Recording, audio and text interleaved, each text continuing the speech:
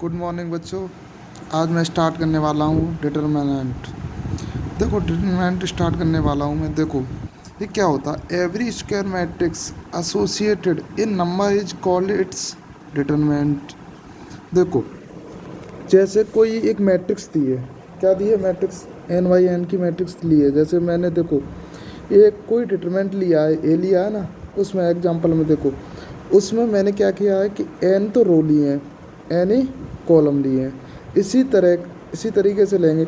जैसे डिटरमिनेंट होता है ना, वो स्क्वायर मैट्रिक्स होता है ऑलवेज। हमें ये पता होना चाहिए कि जो डिटरमिनेंट होता है वो हमेशा स्क्वायर मैट्रिक हो, यानी यहाँ पर वो 2/2 का होगा, या फिर 1/1 का होगा, या फिर 3/3 का होगा, यानी वो n इंटू एन होना चाहिए, यानी 4/4, यानी स्क्वायर मैट्रिक्स होनी चाहिए। सीधी सीधी बात ये है। जैसे हमने ये ले लिया, डिटरमिनेंट ले लिया। अब सेकंड में क्या कह रहा है, जैसे मैंने ए मैट्रिक्स ले ली, A1 A2 A3, B1 B2 B3, C1 C2 C3, ये क्या है, एलिमेंट है ना। तो इसका देखो डिटरमिनेंट कैसे निकालते हैं। A1 पहले में प्लस आएगा, उसके बाद माइनस आएगा, उसके बाद क्या लेते हैं, प्लस। मैंने बताया था E1 ऑड वाली जगह पे प्लस माइनस लेते हैं, इस तरीके से बताया था। क्या बताया था, यहाँ कहीं पर जैसे A11 है तो 1 1 को जोड़ना, कितना हो गया 2। जहाँ पर E1 यानी सम आए तो वहाँ पर प्लस लेना है, और जहाँ पर ऑड आए वहाँ क्या लेना है, नेगेटिव लेना है। तो जो A1 में लेंगे, A1 में ये किया है, क्या किया है कि प्लस ले लिया। उसके बाद उस वाली जो कॉलम होगा और रो को छिप हाइड कर लेंगे। उसके बाद क्या करेंगे, B2 का C3 में गुणा कर दिया, ऐसे करके A2 कर लिया, A3 निकाल लिया। कुल मिला के तुम डिटरमिनेंट निकाल लोगे ना, इस तरीके से आ गया ये डिटरमिनेंट। जैसे एग्जांपल मैंने दिया है कि A बराबर 2 4 1 3 0 -1 2 1 5, ये दिया। इसका डिटरमिनेंट पूछा। सबसे पहले मैंने क्या किया कि 2 से किया, 2 से करो। उस वाली कॉलम और रो को छिपाना है। जो 2 वाली रो है ना, वो कॉलम को छिपाओ, बाकी जो एलिमेंट बचे हैं उनका डिटरमिनेंट निकाल दो। तो निकालो, 0 -1 आ रहा है तो माइनस माइनस क्या हो जाएगा, प्लस हो जाएगा। इस तरीके से सॉल्व करके कितना आ गया, ये -63 आ गया। कितना आ गया, -63। अब देखो मैं तुम्हें डिटरमिनेंट सिखाता हूँ दूसरे तरीके से कैसे निकालते हैं। इसी एग्जाम्पल को लेकर इसका कितना आया, -63 आंसर आया था। अब देखो क्वेश्चन कैसे करते हैं। जैसे कोई डिटरमिनेंट दिया है ए, उसका डिटरमिनेंट निकालना है हमें। कोई ए मैट्रिक्स दी है, उसका क्या निकालना है, डिटरमिनेंट निकालना है। तो हमें सीधा सीधा पता होना चाहिए जो ए डिटरमिनेंट है वो x - y के बराबर है। इसमें लिखा है मैंने x - y के। अब तुम कहोगे सर ये बताओ x और y इसमें होते क्या करेंगे। सबसे पहले उस मैट्रिक्स को लिखेंगे, 2 4 1 3 0 -1 2 1 5। एक बार रिपीट कर लिया, फिर उसको रिपीट करेंगे दोबारा, 2 4 1 3 0 -1। मतलब कुल मिला के जो उसकी रो होंगी ना, 5 रो बनाएंगे। कितनी रो बनाएंगे, 5। उसके बाद क्या करेंगे, देखो मैंने तीर का निशान लगाया, 2 0 5 का गुणा किया, 3 1 1 का गुणा किया, 2 4 1 -1 का गुणा किया। तो इनको आपस में गुणा करके प्लस कर दो। जैसे यहाँ पे मैंने किया 2 गुणा 0 गुणा 5 बराबर 0, 3 गुणा 1 बराबर 3। अगला तीसरे स्टेप में क्या किया, 2 गुणा 4 गुणा -1, कितना हो गया, -8। तो इनको जोड़ा, कितना आ गया, -5। तो ये तो हो गई x की वैल्यू। क्या हो गई, x की वैल्यू। अब तुम कहोगे y की वैल्यू क्या है। y की वैल्यू इसमें है, देखो अब मैंने इस तरीके से किया। अब मैं कर रहा हूँ, उससे पहले मैंने लेफ्ट से किया, अब मैं कर रहा हूँ राइट से। तो राइट से करो, 1 0 2 का मल्टीप्लाई किया, -1 1 2 का मल्टीप्लाई किया, 5 4 और 3 का मल्टीप्लाई किया। इन सब को मल्टीप्लाई करके अलग अलग ऐड कर लिया। जैसे 0 उसका क्या आया, -2, क्या उसका आया 60। तो उनको ऐड करके कितना आया, 58, यानी 58 आया। तो ये y की वैल्यू है। किसकी वैल्यू है, y की। तो हमें पता होता है कि डिटरमिनेंट a बराबर x - y। तो x की वैल्यू रखो -5, y की वैल्यू रखो 58, तो -58 बराबर कितना हो गया, -63।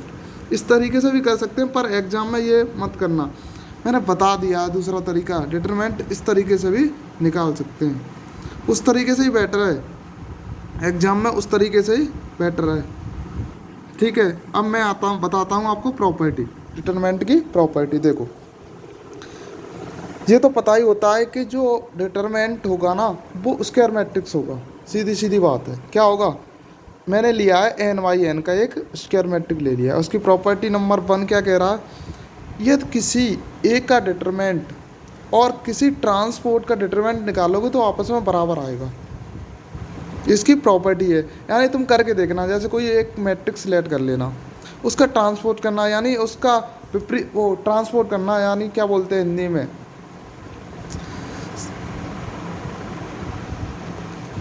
में, क्या बोलते हैं उसे, परवृत्त बोलते हैं शायद।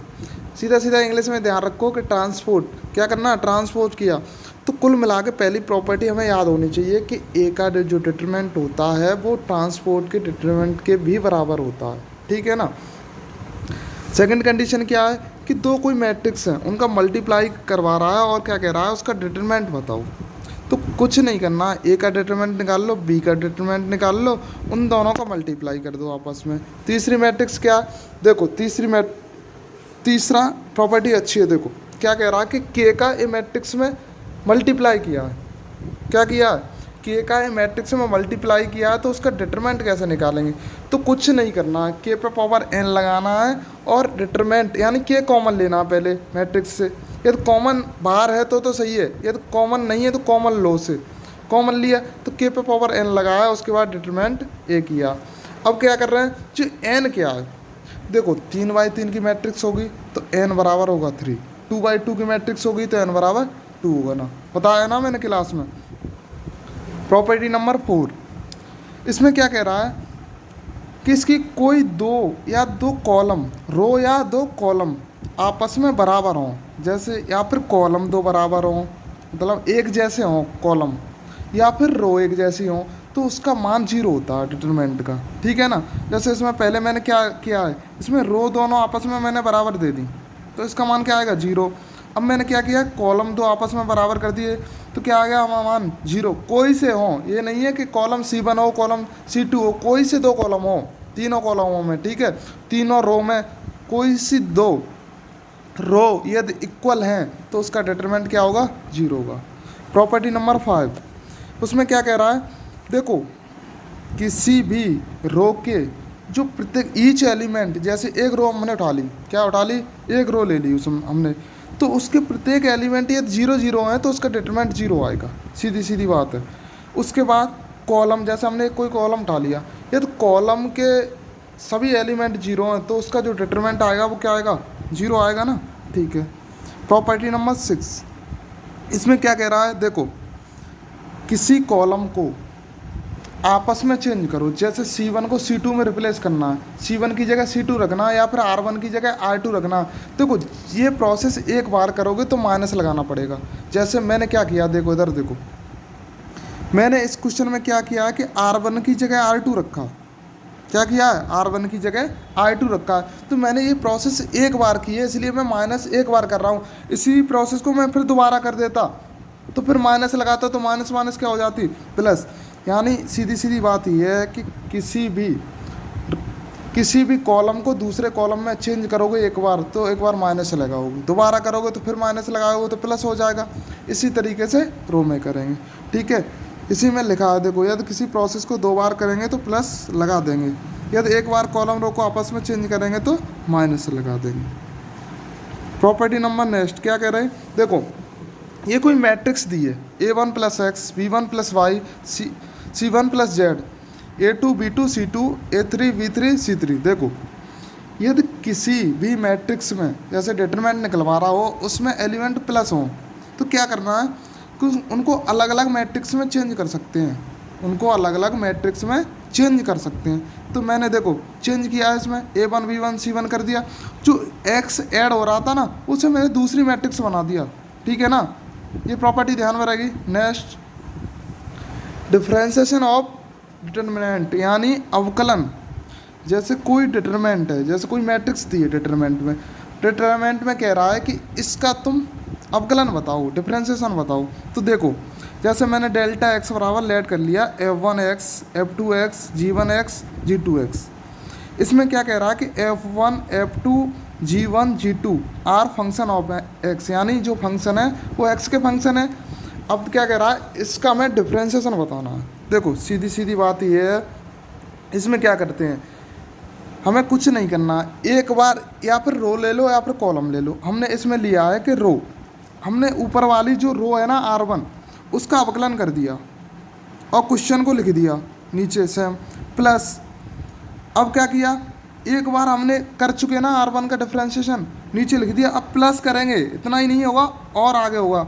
अब क्या करेंगे, ऊपर वाली रो को तो वैसा ही वैसा रहने देंगे, नीचे वाली जो रो होगी ना उसका अवकलन करेंगे, ठीक है। या फिर दूसरे तरीके से मैंने बताया, देखो मैंने कॉलम ले लिया, फर्स्ट कॉलम ले लिया। हाँ देखो ये ध्यान रखना कि एक बार एक रो या एक कॉलम का ही डिफरेंशिएशन करेंगे, ठीक है, फिर प्लस लगा के दूसरे कॉलम या रो का डिफरेंशिएशन करेंगे, कोई सा करेंगे, या फिर तुम रो ले लो या फिर तुम कॉलम ले लो। फर्स्ट में मैंने रो ली थी, सेकंड में एग्जांपल में बता रहा हूँ तो मैंने कॉलम लिया है। तो कॉलम देखो F1 डैश एक्स किया, F2 डैश एक्स किया, और जो सेकंड कॉलम था ना उसे सेम वैसे ही वैसा रखा, प्लस फिर जो दूसरी मैट्रिक्स लिखी है मैंने डिटरमिनेंट लिखा है, उसमें क्या किया है कि जो फर्स्ट कॉलम है ना उसको तो वैसा ही कि वैसा रखा है, सेकंड कॉलम का मैंने डिफरेंशिएशन कर दिया, ठीक है ना। यह ध्यान रखोगे ना, एफ डैश एक्स का मतलब है एफ एक्स का एक बार अवकलन, ठीक। अच्छा अभी इसी में पूछ ले इंटीग्रेशन ऑफ डिटरमिनेंट। इंटीग्रेशन कैसे, देखो इंटीग्रेशन में जैसे मैंने डेल्टा एक्स लिया है, एफ एक्स जी एक्स और लेमडा 1 और लेमडा 2। पहले इसमें ये देखो कि एफ एक्स जी एक्स है क्या, फंक्शन ऑफ एक्स है, और इसमें लेमडा 1 लेमडा 2 और लेमडा 1 एंड लेमडा 2 एंड यही दो दिए हैं, इसमें लेमडा 3 नहीं है। इसमें ये क्या है, कांस्टेंट है, कोई नंबर होगा, क्या होगा, नंबर होंगे। तो इसमें क्या करेंगे, देखो अवकलन में क्या करते थे कि उसका 2 बार करते थे, क्या करते थे, ये देखो 2/2 की मैट्रिक्स है तो 2 बार करेंगे अवकलन में, ये 3/3 की अवकलन में देता तो 3 बार करते, उसे प्लस कर देते ना। तो इसमें इंटीग्रेशन पूछे तो क्या करना है, इंटीग्रेशन जैसे हमने लगा लिया, लिमिट लगा ली a से b delta x D x. क्या किया कि जो हमने लिमिट लगाई ना उसके बाद क्या करेंगे, जो फंक्शन फर्स्ट है, यानी जैसे मैंने ले लिया कॉलम ले लिया, क्या ले लिया, वो सॉरी रो ले लिया मैंने, रो में ही तो फंक्शन है एक्स के, तो जो रो R1 है ना उसका इंटीग्रेशन करेंगे, सीधी सीधी बात है, क्या करेंगे इंटीग्रेशन। तो a से b F x D x कर दिया, और दूसरी उसी रो में आगे क्या किया, a से b जी एक्स डी एक्स कर दिया। हाँ जो कांस्टेंट होंगे वो वैसे ही के वैसे रखे जाएंगे, ठीक है। अच्छा नेक्स्ट देखो माइनर्स क्या होता है, उपसाडिक क्या होता है, देखो अंतर समझो। देखो एक तो होता है कोफैक्टर, एक होता है माइनर्स। अब इसमें अंतर समझ रहा हूँ, देखो माइनर्स क्या होते हैं, जैसे हम जैसे डिटरमिनेंट निकालते हैं, जैसे पहली रो को पहले कॉलम को छिपाते हैं ना, उस तरीके से जो सार्डिक बनता है 2/2 का, जैसे 3/3 की मैट्रिक्स है उसमें जो 2/2 का सार्डिक बनना है। तो देखो को फैक्टर में क्या करते हैं कि प्लस माइनस का चिन्ह लगाते हैं ऑड इवन में। तो माइनर में क्या करते हैं, माइनर जो होता है ना सब पॉजिटिव होता है, यानी ये जरूरी नहीं है कि पॉजिटिव, क्या किस पॉजिटिव की बात कर रहा हूँ, जो साइड जो डिटरमिनेंट आएगा, जो साइड का आएगा उसके आगे हमेशा पॉजिटिव लगाएंगे, ये नहीं लगाएंगे कि उसमें प्लस ले लो माइनस ले लो प्लस ले लो। तो समझ गए ना। तो साइडिक में वो उपसाइडिक में क्या करना है, माइनर्स में कुछ नहीं करना। जैसे तुमने पूछ लिया पहले A1 का पूछ लिया, A1 का उपसाइडिक, तो हमें प्लस चिन्ह नहीं लगाना है, माइनस लगाना ही नहीं है आगे, ठीक है। तो करो पहली रो पहले कॉलम को छिपाओ, क्या बचा B2 B3 C2 C3। जैसे B1 का अपसाइडिक, तो देखो को फैक्टर निकालते थे तो प्लस माइनस लगाते थे ना, इसमें प्लस ही रहने देंगे, ठीक है। तो इसमें क्या किया, देखो सेकंड कॉलम और फर्स्ट रो छिपाओ, उसके बाद क्या बचा A2 A3 C2 C3। समझ गए ना। देखो माइनर्स और को फैक्टर में अंतर यही है, ठीक है ना। एग्जाम में कभी कभी माइनस से भी पूछ लेता, तुम लोग गलती क्या करोगे, तुम को फैक्टर निकालोगे, को फैक्टर क्या करोगे, तुम माइनस प्लस का मतलब चिन्ह में अंतर कर दोगे, ठीक है। अगली प्रॉपर्टी क्या है, यदि ये एक व्युत्क्रमी अवयव है, यानी इनवर्स मैट्रिक्स है, तब देखो उसका डिटरमिनेंट ऑफ ए इनवर्स बराबर 1/, डिटरमिनेंट ऑफ ए।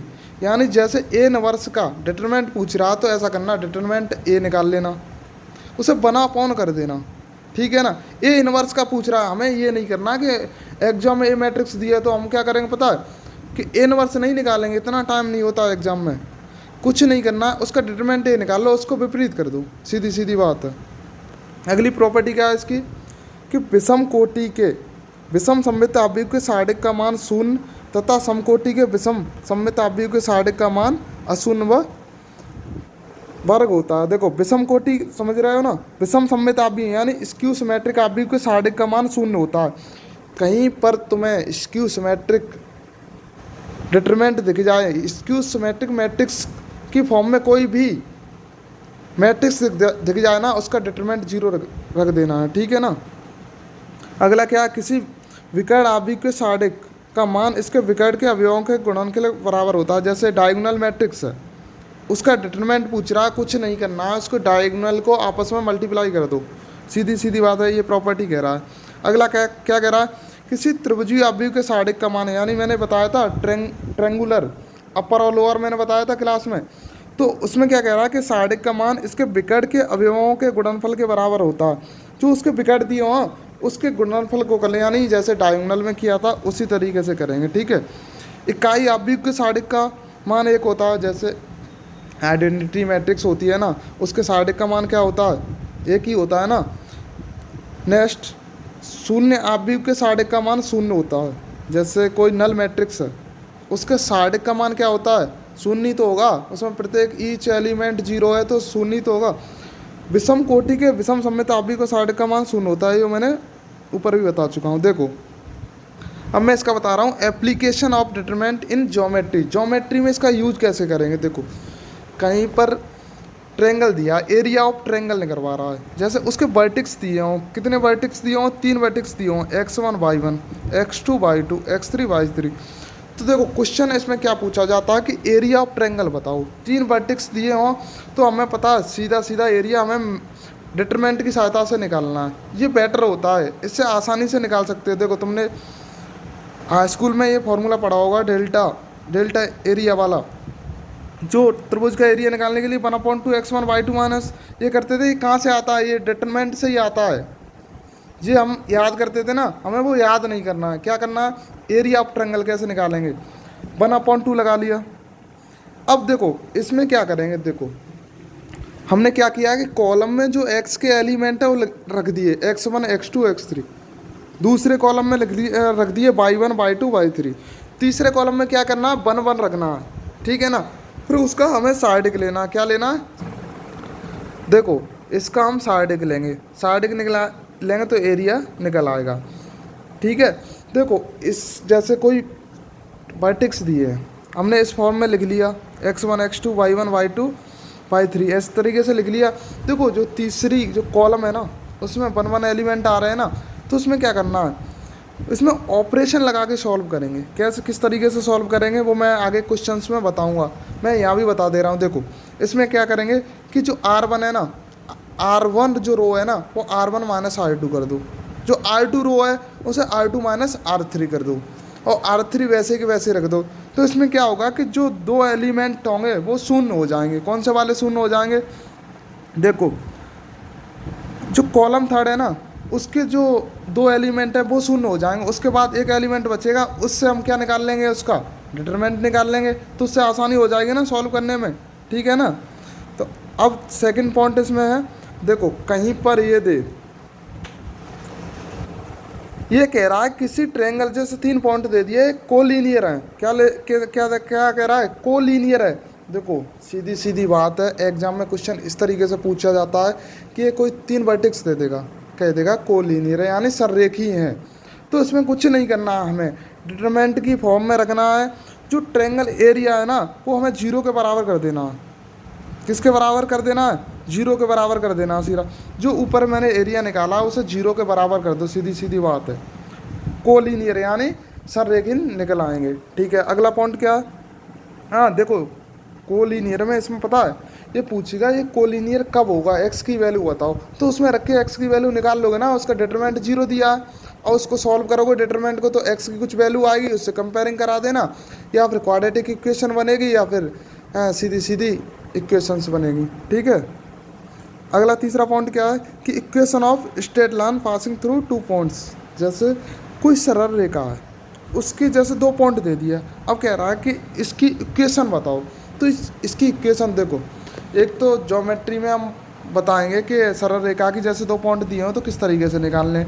देखो डिटरमिनेंट की सहायता से कैसे करेंगे, हमें पॉइंट दिए हैं, कितने दिए हैं पॉइंट, हमें कितने पॉइंट दिए हैं, 2 पॉइंट दिए हैं ना, x1 y1, और दूसरा पॉइंट क्या दिया x2 y2। अब इसमें क्या करेंगे, जैसे मैंने इसमें p पॉइंट ले लिया x, y, इसमें पूछ रहा है स्ट्रेट लाइन की जो इक्वेशन बताओ। तो किस तरीके से सॉल्व करना, जो देखो इसमें हमने जो फर्स्ट कॉलम से स्टार्ट करता हूँ, जैसे फर्स्ट कॉलम ले लिया, उसमें कुछ नहीं करना, p की वैल्यू सबसे पहले p हम लेट कर लेंगे, सीधा x y लेट करेंगे। ये तुम बोलोगे p कहाँ से आ गया, p जैसे इक्वेशन पूछे तो हमें p x y लेट करनी है, ठीक है। तो इसमें x1 x2 कर दिया, पॉइंट दिए है ना x1 x2। अब सेकंड कॉलम में क्या करेंगे, y1 y2, और तीसरे कॉलम में क्या करेंगे, 1 1 करेंगे, जैसे एरिया में बताया था उसी तरीके से। एरिया में 3 पॉइंट दिए होते थे, इसमें 2 पॉइंट है, एक पॉइंट इसमें लेट कर लेते हैं हम p x y। तो इसमें इसको जो डिटरमिनेंट होगा वो 0 के बराबर होगा, इसको सॉल्व करेंगे तो स्ट्रेट लाइन की इक्वेशन आ जाएगी, ठीक है। तो ये नोट पॉइंट तुम्हें याद करने हैं, कुछ नहीं करना, एक बार देखना इन नोट पॉइंटों को नोट कर लेना। हाँ देखो डिटरमिनेंट के कुछ क्वेश्चंस है ना, वो मैं मैट्रिक्स में करा चुका हूँ, जैसे क्रैमर रूल मैंने मैट्रिक्स में ही करा दिया है, इसलिए करा दिया कि डिटरमिनेंट में कम वो बच्चे, मैंने मैट्रिक्स में ज़्यादातर जैसे इक्वेशन सॉल्व है उसे डिटरमिनेंट में लिखते हैं, डिटरमिनेंट में करते हैं ना, तो मैंने उसे मैट्रिक्स में ही करा दिया है, ठीक है ना। ये मत कहना कि सर वो दोबारा क्यों नहीं करा रहे, ठीक है। अच्छी तरीके से नोट पॉइंटों को करना, ठीक है। उसके बाद मैं नेक्स्ट वीडियो में तुम्हें क्वेश्चंस कराऊंगा, इसके सभी क्वेश्चंस कराऊंगा जो एग्ज़ाम में आए हुए हैं। हाँ देखो सीधी सीधी बात यह है कि जो डिटरमिनेंट है ना, उसमें क्वेश्चन इतने सारे बनते हैं, बहुत सारे क्वेश्चन बनते हैं, तुम जितने क्वेश्चन कर पाओ उतने क्वेश्चन कम है। तो मेरी सीधी सीधी बात यह है कि इसके जो भी तुम क्वेश्चन करो, फालतू का टाइम वेस्ट मत करना, जो एग्ज़ाम से रिलेटिव हो ना वही क्वेश्चंस करना, जो एग्ज़ाम में आए हुए हैं ना क्वेश्चन, उन क्वेश्चनों को ही करना, ठीक है ना, ठीक है।